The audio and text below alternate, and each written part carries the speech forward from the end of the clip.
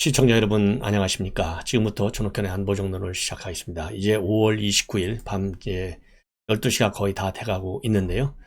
자, 결국은 말이죠. 추경 예산안이 통과가 됐습니다. 그래서 62조짜리, 그러니까 추경안으로서는요, 최대 규모의 추경 예산안이 통과가 됐는데, 문재인 정권하고 다른 점은 뭐냐면 국채 발행을 하지 않기로 한 점. 왜냐하면 지금 우리 채무가 너무나 많이 늘어나고 있지 않습니까? 이 점이 가장 큰 차이점인 것 같고요.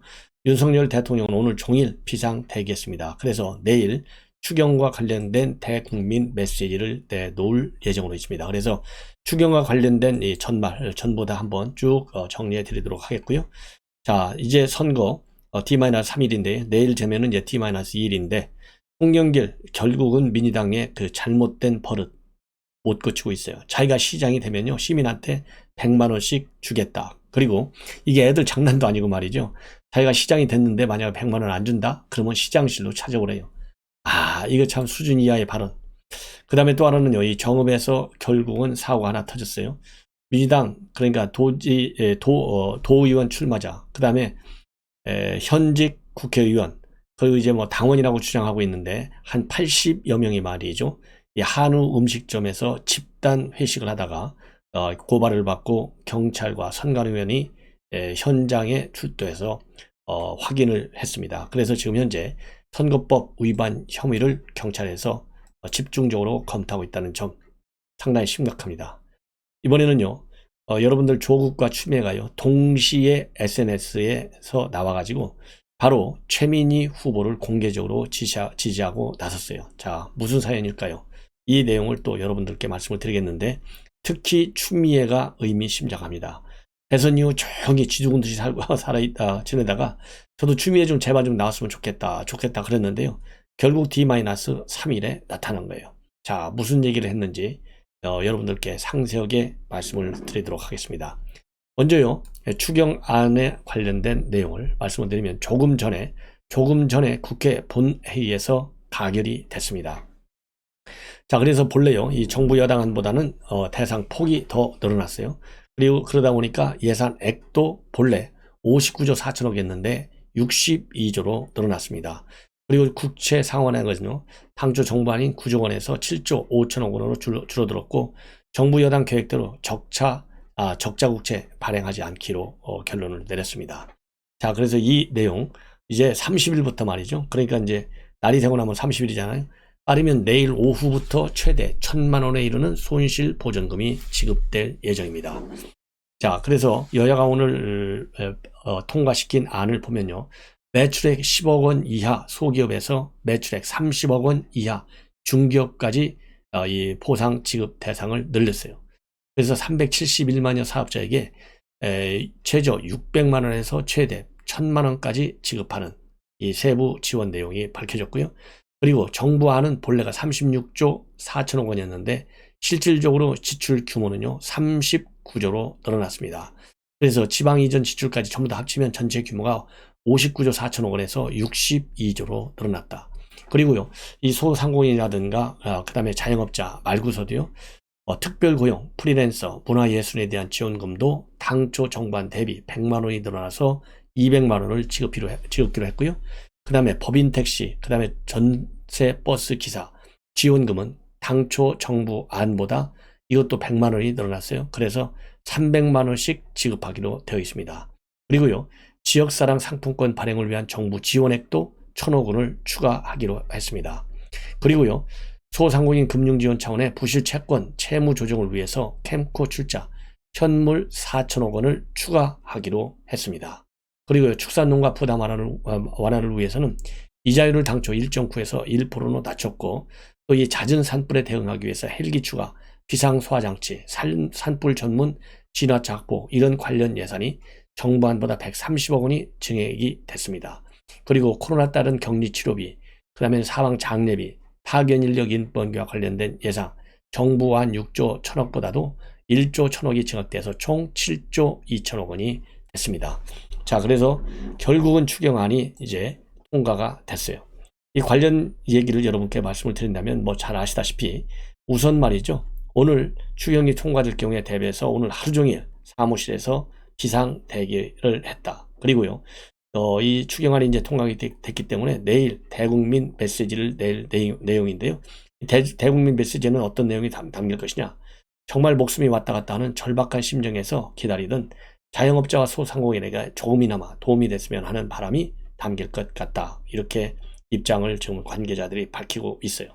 자, 그리고 어제까지만 해도요, 윤석열 대통령 뭐라고 지금 여야 모두에게 최대한의 합의를 이끌어 달라라고 당부했냐면, 이건 죽고 사는 문제다. 정치 논쟁에 묶여 시간을 끌 사안이 전혀 아니다. 그러면서 일단 손실보전금을 지급하고 소급 적용 문제는 추후에 더 논의하면 된다. 그리고요, 대통령이 추경안 처리를 두고 권성동 원내대표와도 여러 차례 통화했고, 또 오늘 또요, 추경안 합의를 기대하면서 일요일 전체 일정을 다 비우고 비상 대기를 하다시피 했다. 예.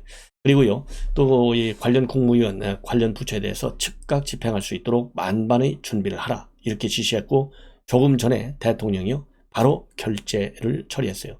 그래서 내일 아침 8시에 임시국무회의를 소집해서 즉각 의결하고 그 직후에 최종적인 추경안을 제거할 예정으로 있습니다.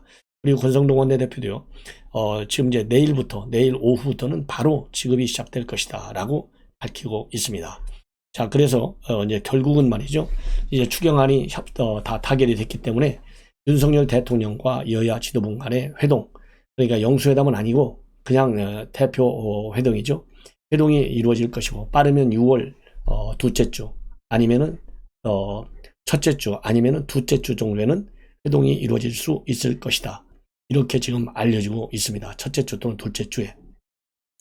다만 야당 한쪽 지도만은 만나지 않고요. 양쪽 모두, 즉 여야 대표를 함께 모시는 게 맞다고 생각한다. 이게 이제 대통령의 생각이라고 합니다. 자, 그래서요, 이제 결국은 추경안이 통과가 되니까 여야 협치 기반이 이제 조성이 된 것이 아니겠느냐, 이런 생각이 들고요. 자, 그러면 어떻게 해서 여야가 이렇게 합의가 됐느냐? 바로 6월 1일 지방선거 때문에 합의가 된 거예요. 제가 이미 어제 심야방송을 통해서 그렇지 않습니까? 오늘 5월 29일이 마지막 날이다, 임시회의. 오늘까지 만약에 본회의에서 통과가 되지 않을 경우에는 이제는 사실상 의장단 구성으로 넘어가기 때문에 이제 장기간 이 심의가 불가능하다. 그렇다고 본다면 여야 모두 지방선거를 앞두고 책임론에서 벗어날 수가 없기 때문에 결국은 합의할 것이다. 제가 어제 심야방송을 통해서 여러분들께 그렇게 예측을 한 바 있는데요. 제가 예측한 대로 결국은 오늘 이 국회 본회의에서 통과가 됐습니다. 그리고 오늘 통과 과정에서 유일하게 반대한 사람은 용해인 기본소득당 의원이에요. 뭐라고 발언했냐? 하늘에서 돈이 떨어진 것처럼 대규모 초과 세수가 주어지지 않았다면 이번 추경은 1차 추경금을 벗어나기 어려울 것이다. 그러면서요, 기재부의 세수 추계 변동에 대한 국정조사를 주장했습니다. 자, 이렇게 해서요, 결국 다수결이니까 압도적 다수로 통과가 됐고요. 이렇게 통과가 되니까 여당은 여당대로, 야당은 야당대로 다 내가 잘해서 그렇다, 이런 입장을 내놨어요. 그래서 권성동 원내대표, 이 추경안 처리가 끝난 다음에 추경안 처리에 합의한 직후에 기자들한테요, 오늘 민주당이 요구하는 것을 저희가 대폭 수용해 합의에 이르렀다. 윤석열 대통령께서 직접 전화로 되도록 민주당이 요구하는 것에 대해서 양보를 많이 해주고 처리하는 것이 소상공인을 위하는 길이다 라고 말씀하셨다. 이렇게 밝혔습니다. 그리고요, 이 박홍근 원내대표도 이 기자들한테 하루라도 빨리 어려운 민생을 극복하고 자영업자와 소상공인을 비롯한 모든 국민에게 희망을 드려야 한다는 절박한 마음으로 오늘 추경 처리에 대승적 결단을 내렸다. 그러면서요, 소급 적용을 끝까지 주장했지만은 받아내지 않았는데 지방선거용 정략적 추경에만 골몰한 윤 대통령과 정부 여당의 민생 외면에 다시 한번 깊은 유감을 표명한다. 자, 이번에 손실보상 소급 적용은 포함되지 않았습니다. 왜냐? 자영업자들은요, 지금 법적 손실보상을 증빙하다가 폐업할 판이고, 일단 빠른 지급이 절실하다. 민주당도 이런 분위기를 당연히 느꼈을 것 같다. 이런 국민의힘에서는 평가가 나오고 있어요. 그렇기 때문에 결국은 우선 지급하고 그 다음에 보완은 나중에 하자. 이런 입장으로 나간 것 같습니다. 자, 그 다음에는요, 또 이 추경안이 막판에 합의된 또 하나의 요인은 바로 뭐냐? 임기가 종료되는 거. 그 하나는 돈 풀기 하자면 둘 다 망한다는 이 절박감. 그리고 이제 대통령의 민주당 요구 좀 많이 들어줘. 이러한 대통령의 확고한 지침. 그 다음에는 또 하나는 이제 임기 의장단이 임기가 종료된다는 거. 그래서 30일부터는 새 의장단을 선출해야 되기 때문에 본회의 개의가 그러니까 추경안을 만들기 위한 통과시키기 위한 본회의 개의는 상당 시간 지연될 수밖에 없어요. 즉 30일부터 이 국회가 이제 공백 상태에 들어가기 때문에 더 첨예하게 대립될 수밖에 없어요. 더군다나 지금 청문회가 남아있지 않습니까? 이러한 이 세 가지 상황이 결국은 오늘 추경안 본회의 통과에 이르게 되는 요인이 됐다. 이것이 이제 사실상의 전말이라고 볼 수 있어요. 자, 그래서 제가 요즘에 여러 가지 중요한 전국 현안과 관련해서 여러분들께 평가해 드리고 또 이 결론을 예측해 드리는 거 거의 다 맞아 떨어지고 있습니다. 왜 그러냐? 바로 상식적인 수준에서 볼 때 지금 현재 이 지방선거를 앞두고요. 어느 한쪽도 지금 뭐라 그럴까요? 한 표라도 더 받아와야 돼요. 여당은 압도적 다수가 돼야 되고 야당은 지금 밀리고 있는 상황에서 밀리는 이 상황을 최대한으로 급브레이크를 걸어야 되고 그렇다 보니까 결국은 공통점은 뭐냐? 민심의 흐름을 따라가지 않을 수가 없어요. 그래서 이번 추경안도 그렇게 될 수밖에 없었다. 이게 저의 결론입니다. 자, 이번에는요. 이 송영길이가 오늘 면복시장 유세에서 밝힌 내용인데요. 당선 후에 모든 시민들한테 1인당 100만 원씩 주겠다. 만약에 안 주면 시장실로 와달라. 어디서 이 돈은 나느냐?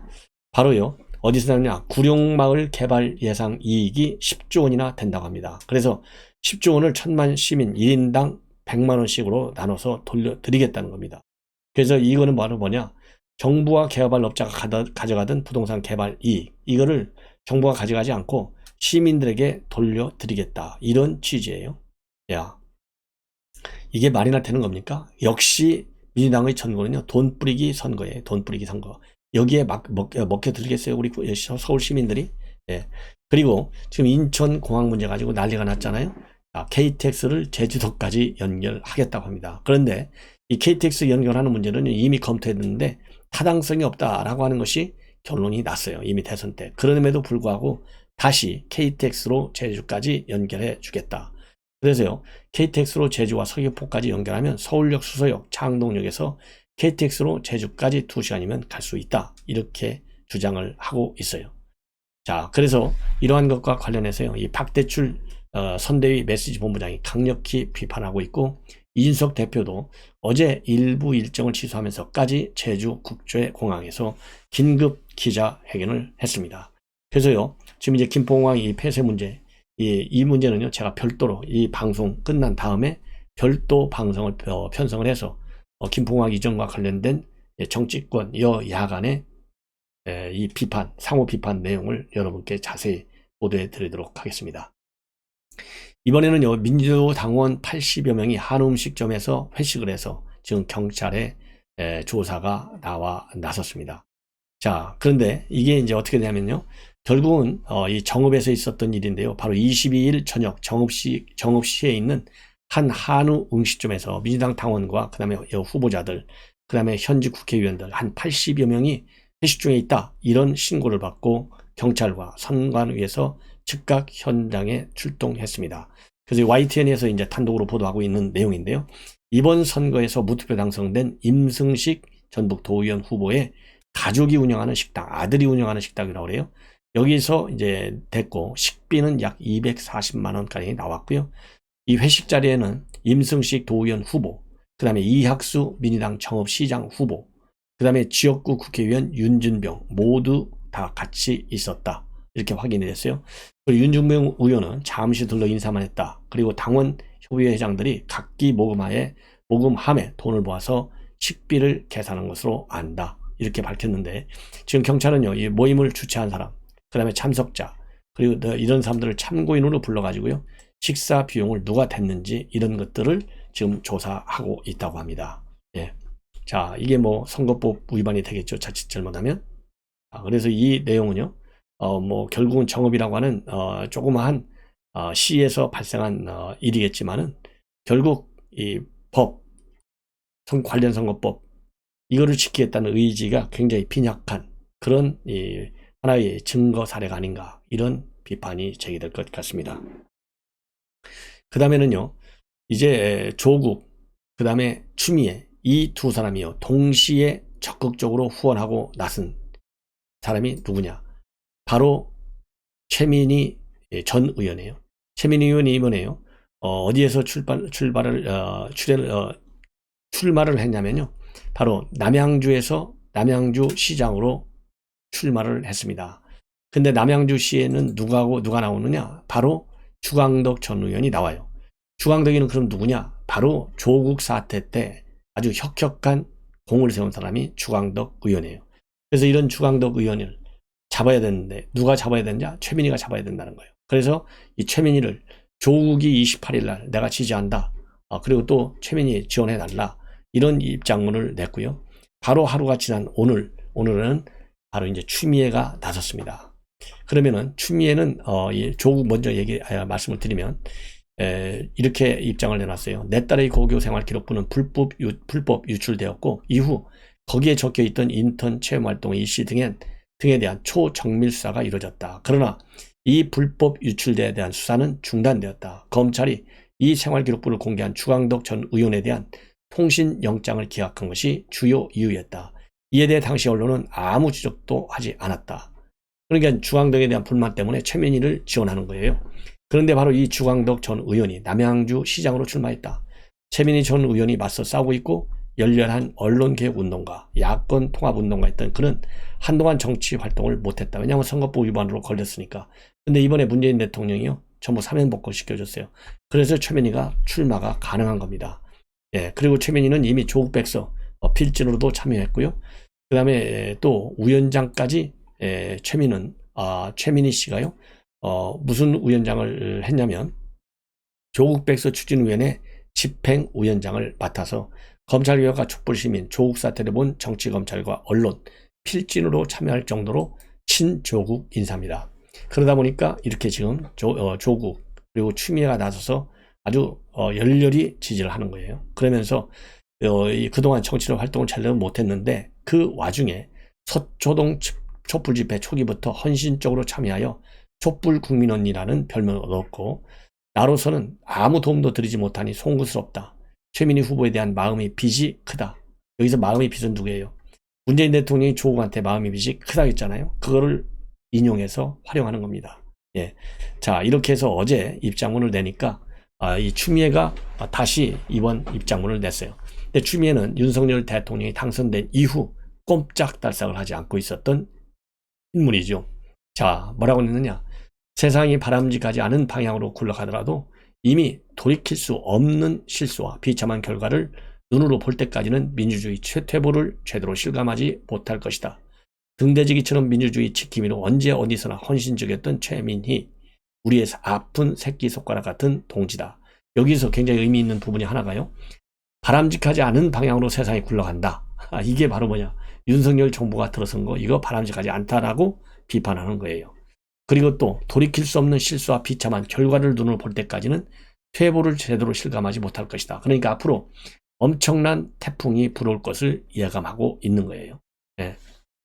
그러면서 8년 전 험지였던 남양주로 이사해서 여기서부터 밭갈이를 미리 해놓아야 정권교체가 된다고 했던 그가 정권교체를 이룬 후 막상 자신의 총선 출마에는 선거법 위반으로 인한 피선거권 박탈로 제동이 걸렸다. 촛불정부 5년 내내 참다운 촛불 정신을 지켜냈던 그를 이번에는 투표로 지켜주기를 간절히 기도한다. 이렇게 입장을 밝혔습니다. 자, 그동안에 추미애 얼마나 SNS 많이 했어요. 조국과 함께. 그런데 이렇게 일체 중단하고 있다가 갑자기 나온 이유 뻔한 거 아니겠습니까? 자, 그래서 제가 그 이유는 설명하지 않아도 말씀을 드리겠고 지금 추미애 장관이 그래서 그런 이제 예단을 지금 하고 있는 거예요.